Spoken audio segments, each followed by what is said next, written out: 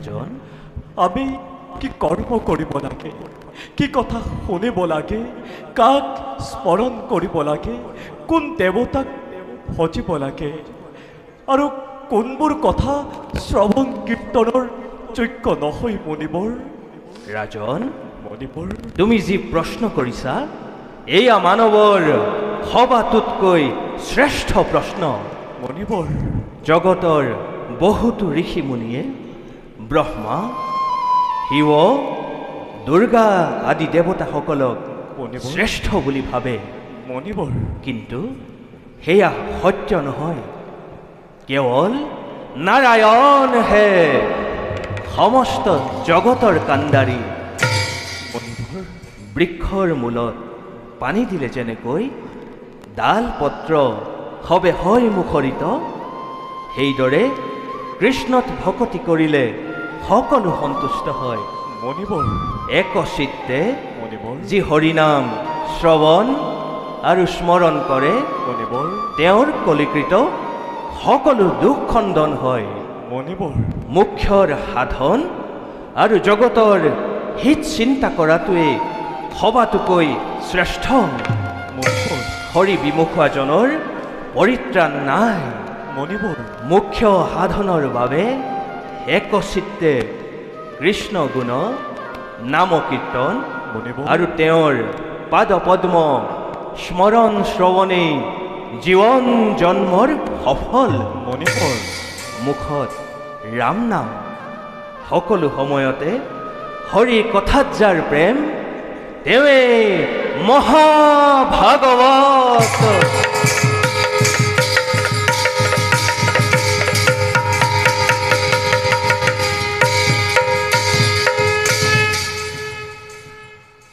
মণিবৰ, ৰাজন, মায়ামুখত আবদ্ধ থাকি মনুষ্যই কেনেকৈ মুক্তি পাব পাৰে?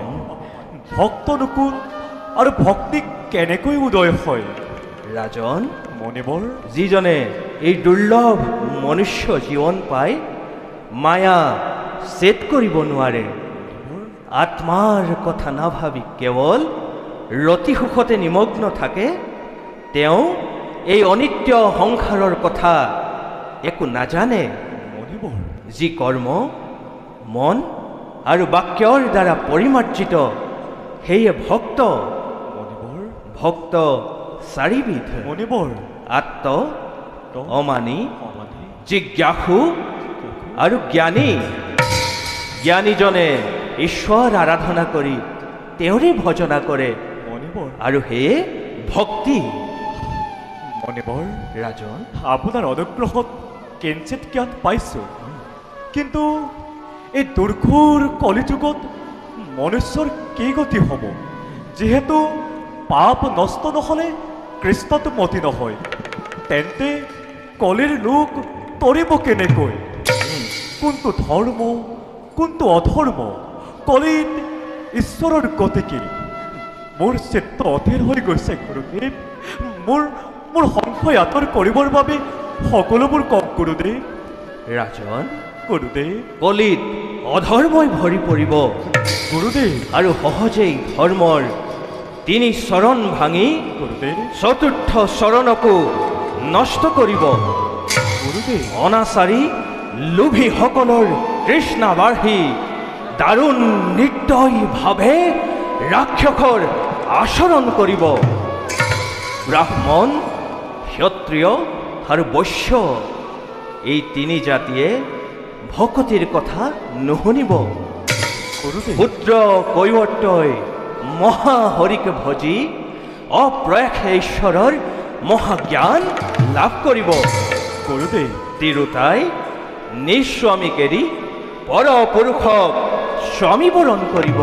গুৰুদেৱ, পাখণ্ডই বেদ পদ দূষিত কৰি ধৰ্ম জ্ঞান বিলাই বহুমান লাভ কৰিব। গুৰুদেৱ, ৰজাই প্ৰজাক অত্যাচাৰ কৰিব। গুৰুদেৱ, দুৰ্ভিক্ষত অন্নৰ বাবে প্ৰজা মৰিব গুৰুদেৱ, আৰু ৰজাই কৰৰ বাবে পীড়ন কৰিব।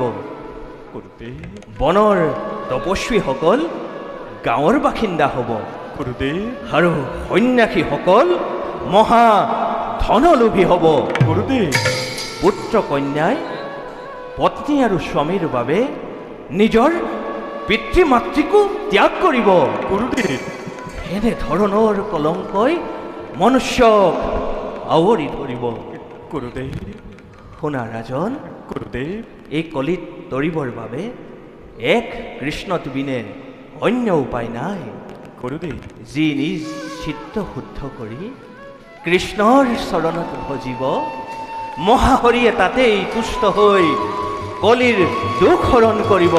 গুৰুদেৱ শুনা ৰাজন, গুৰুদেৱ আমাৰ হৃদয়ত আছে সপ্ত আৱৰণ, গুৰুদেৱ তাতে বহি আছে নাৰায়ণ।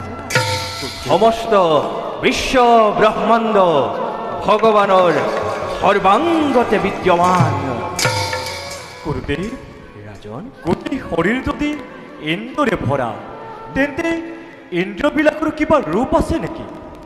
শুনা ৰাজন, গুৰুদেৱ আমাৰ শৰীৰত গুৰুদেৱ ইৰা, পিংগলা আৰু সুষমা নামৰ তিনিডাল প্ৰধান নাৰী আছে। গুৰুদেৱ এই তিনি নাৰীৰ য'ত মিলন হৈছে সেয়ে তীৰ্থস্থান। গুৰুদেৱ তাত ব্ৰহ্মা, বিষ্ণু আৰু শিৱ তিনিও বিৰাজমান। গুৰুদেৱ ৰাজন, তেন্তে আমাৰ দেহৰ ইন্দ্ৰিয়বিলাকৰো কিবা ৰূপ আছে নেকি? শুনা ৰাজন, গুৰুদেৱ বাহুৰ সমষ্টিয়েই দেৱগণ, কৰ্ণদয় দহু দিশ, নাকে অশ্বিনী কুমাৰ, গুৰুদেৱ নয়নে তৰ্পণ, ভ্ৰুযুগল ব্ৰহ্মপদ, গুৰুদেৱ দন্তই যম, গুৰুদেৱ হাস্যই মায়া আদি ইন্দ্ৰিয়গণ দেহতে বিশ্বৰ আকাৰ আছে। গুৰুদেৱ ৰাজন, আপোনাৰ কৃপাতে মোৰ মনৰ মল দূৰ হৈ বহু অন্ধকাৰ নাইকিয়া হ'ল। আপোনাৰ কৃপাতে মোৰ হৃদয়ত ঈশ্বৰৰ প্ৰকাশ পাইছে। সেই গুৰুদেৱ ৰাজন, এতিয়া মহাভাগৱতৰ দ্বাদশ স্কন্ধ মহাজ্ঞান মোক কৰক প্ৰদান, যাতে প্ৰভু কৃষ্ণ ভগৱন্তৰ পূৰ্ণৰূপ দৰ্শন লাভ কৰিব পাৰোঁ।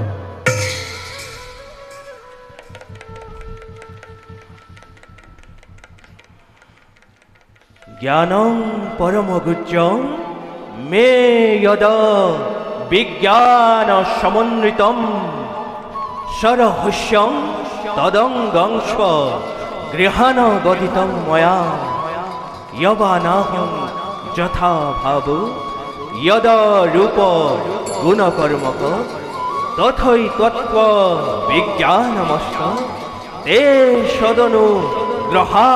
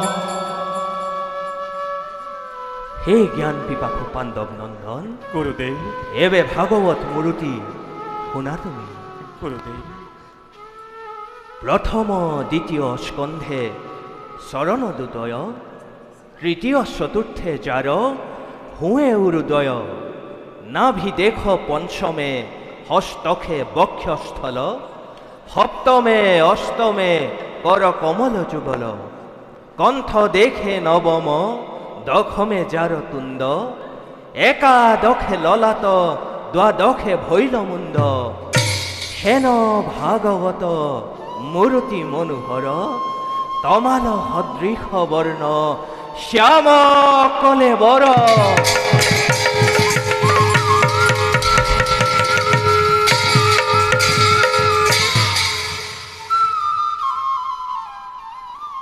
হে ৰাজন গুৰুদেৱ মহাভাগৱতৰ এই সকলো ব্ৰহ্ম জ্ঞান তোমাক প্ৰদানিলো গুৰুদেৱ এই জ্ঞানৰ বলত গুৰুদেৱ। তুমি উতৰিলা আৰু ময়ো ধন্য হলো গুৰুদেৱ। আজিৰ পৰা কলিত মহাভাগৱতৰ দ্বাৰাই মনুষ্যৰ মুক্তিৰ পথ সুগম হল গুৰুদেৱ ৰাজন আপোনাৰ কৃপাতে মোৰ অজ্ঞান আঁতৰি মই জ্ঞাননিষ্ঠ হলো হে গুৰুদেৱ ৰাজন আপোনাৰ চৰণত মোৰ দণ্ডবত প্ৰণাম উঠা ৰাজন গুৰুদেৱ ৰাজন গুৰুদেৱ এতিয়া তুমি এই গংগাৰ তীৰতে উত্তৰলৈ মুখ কৰি গুৰুদেৱ মাধৱক স্মৰণ কৰি হৃদস্থিত কৰা গুৰুদেৱ শৰীৰ নিশ্চল গুৰুদেৱ মন স্থিৰ কৰি ব্ৰহ্মময় হৈ ঈশ্বৰক হৃদয়ত সাক্ষাৎ কৰা গুৰুদেৱ তোমাৰ মনোবাঞ্ছা নিশ্চয় পূৰ্ণ হ'ব গুৰুদেৱ আমিও এবে ঋষিগণৰ সহিতে বিদাহে মাগিলো ভাল গুৰুদেৱ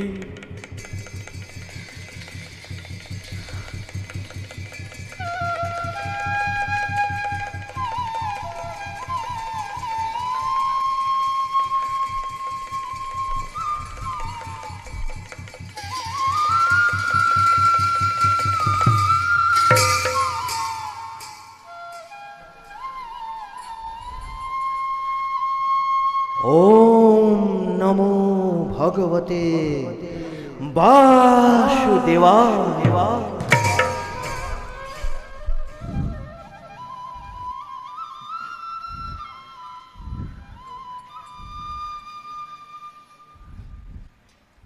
হে পূৰ্ণ ভগৱত ৰূপ কৃষ্ণ মাধৱ আমাক তোমাৰ শৰীৰত বেলীন হ'বলৈ শক্তি দিয়া আমাৰ হৃদস্থিত হৈ তোমাৰ পূৰ্ণ ব্ৰহ্মৰূপৰ সাক্ষাৎ দিয়া নমো নমো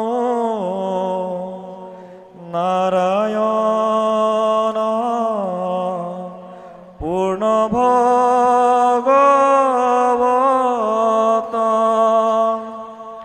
হৃদস্থিত হোৱা প্ৰভু ময়নাথৰ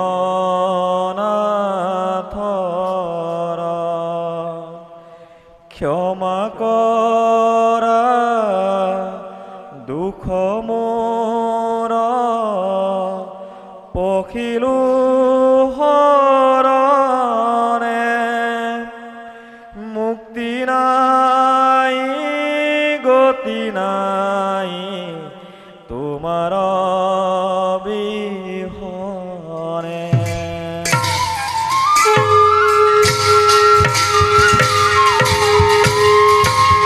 জন্মদস্য যতনয়া বিতরাতা শ্রদ্ধেস্কভিক সরাতা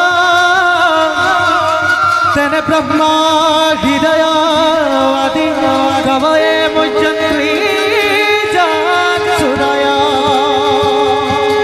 তেজুয়াদি মিত্রা যথা বিনিময় यत्र त्रिसर्गमिश्र धम्ना सेना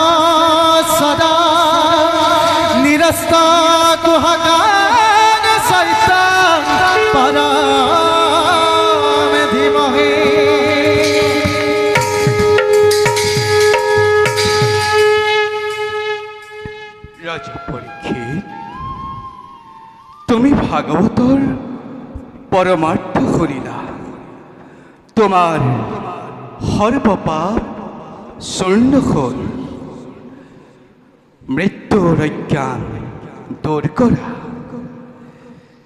জনম মরণ দেহর হে কর্ম। পরীক্ষিত, জীবর গুণ কর্ম মনে হে জীব সৃজন করে, আর মনক মায়াই সৃজন করে। গুণ কর্ম আর আত্মার সংযোগ হলে জীবই সুখ দুঃখ ভোগ করে। আত্মার কিন্তু জনম মরণ নাই। রাজা পরীক্ষিত, তুমি ভাগবতর যিমান পরমার্থ তত্ত্ব শুনিলা তাকে মানে চিত্ত স্থির করা। তুমি আমারই অংশ, সেয়ে আমাক তুমি তোমার হৃদয়ত স্থান দিবা। পরীক্ষিত, আজিৰ পৰা তোমাৰ আত্মা আমাতে বিলীন হৈ পৰিব। পরীক্ষিত, আমি এই সৃষ্টির সর্বত্রে বিরাজমান।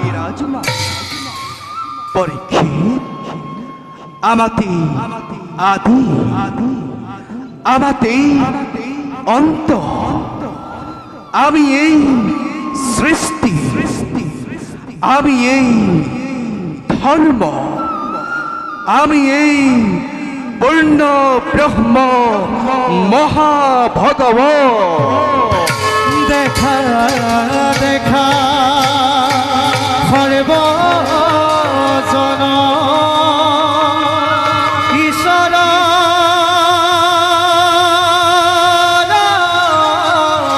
লীলা পরীক্ষিতে মহারাজে ভগবান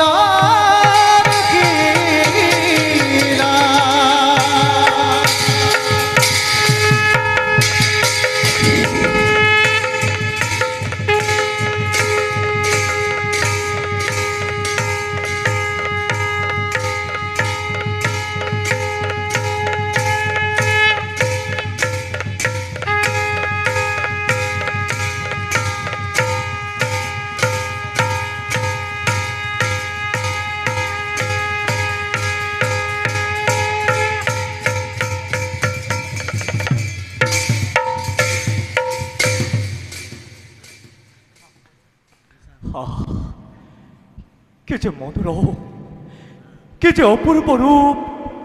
জগৎ পালক ভগবত রূপে কৃষ্ণ পাথব এই পরীক্ষিতর হৃদয়ত লীলাহী তরিফ। এটি আৰু নকৰো অপেক্ষা। গুৰুৰ আদেশ মানি আমিও হওঁ সমাধিত।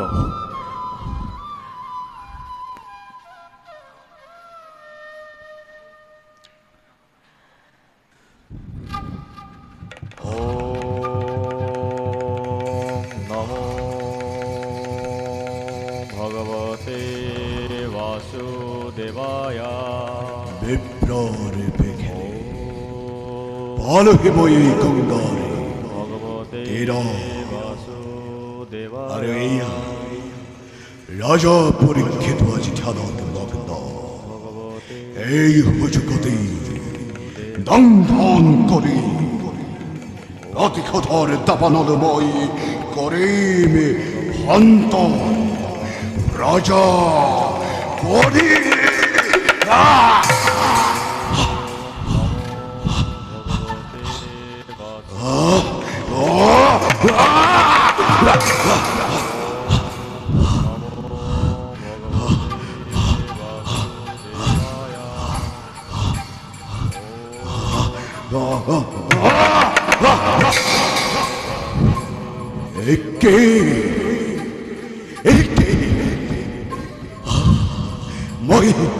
মই রাজা পরীক্ষিত কাকে চাপিব পড়া নাই রাজা পরীক্ষিত।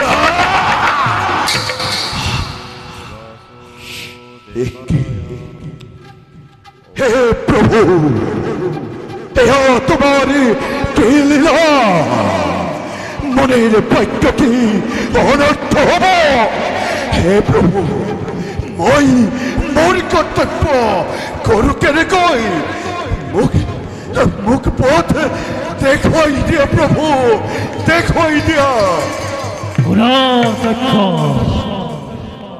তুমি প্রতিশোধ রোগ দিলই পরীক্ষিতর কাক সাপিব নোৱাৰা পরীক্ষিতে মহাভাগবতর ব্রহ্মজ্ঞান লাভ করি ভগবন্তর সান্নিধ্য লাভ করিলে তোমার দ্বারা পরীক্ষিত দংশন সেয়া তোমার এক কর্তব্য হে মাত্র আর পরীক্ষিতর বিধির লিখন প্রতিশোধর কথা ত্যাগ করি কর্তব্যের কথা চিন্তা করা অন্যথা তোমার এই হব অমঙ্গল অন্যথা তোমার এই হব অমঙ্গল অন্যথা হব তোমার এই অমঙ্গল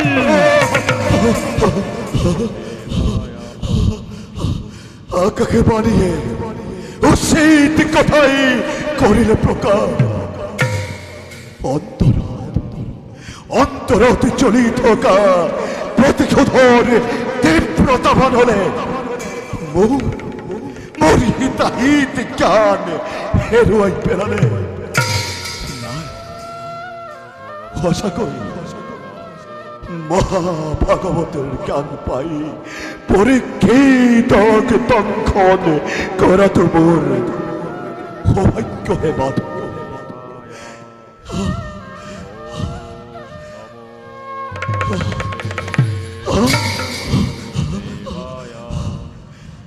হে রাজন তোমার তোর পূর্ণাত্মা দংশন করা তোমার পরম সৌভাগ্য হে প্রভু এই কর্মটো যদি কিবা অতন্তৰ হৈছে মোৰ হতদোষ তুমি এই কৰিব পাৰিছ না কেৱল কৰ্তব্যৰ বাবে মই পৰীক্ষিতকে কৰিছো দংশন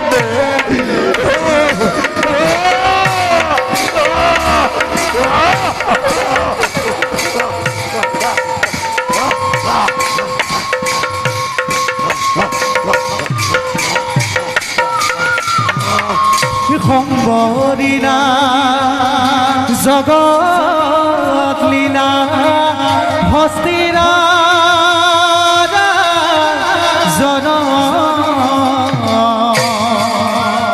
তক্ষকে প্ৰতিজ্ঞা পালি কৰিলা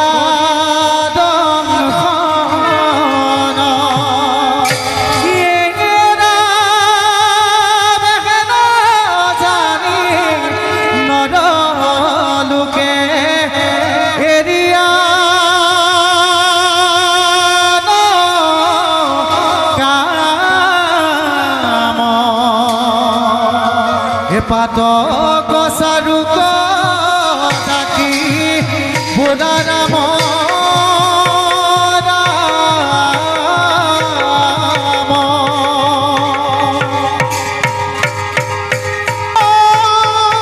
হৰি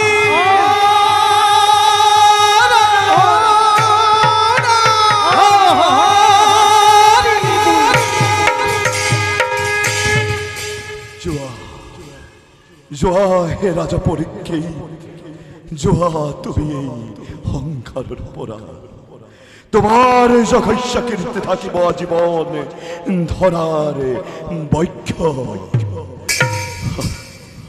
হে প্ৰভু মোৰ কৰ্তব্য শেষ হ'ল আমিও এতিয়া মাগিছো বিদায়